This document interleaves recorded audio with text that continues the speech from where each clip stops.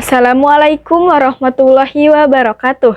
Pamirsa sadayana wilujeng patepang deui sareng simkuring Azka Algifara dina acara Warta Sunda.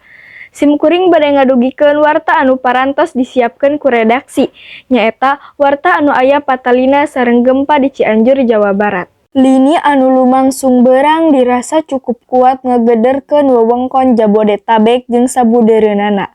Gempa eta pusatna 10 km kidul kuleun Kabupaten Cianjur, Jawa Barat.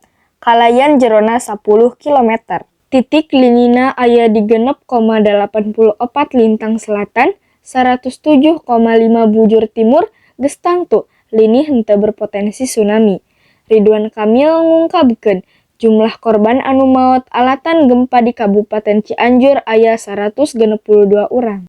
Anjeunna meunang data ti Badan Penanggulangan Bencana Daerah Cianjur BPBD per poe Senen 2/11 tabuh 20.00 waktu Indonesia bagian Barat. Jumlahna aya 362 jalma anu rada parah, 2.345 imah ruksak parah, sareng 13.400 urang lunta. Sakitu warta anu tiasa kasanggakeun, wilujeng tepang deui dina warta anu bakal dongkap. Wassalamualaikum warahmatullahi wabarakatuh.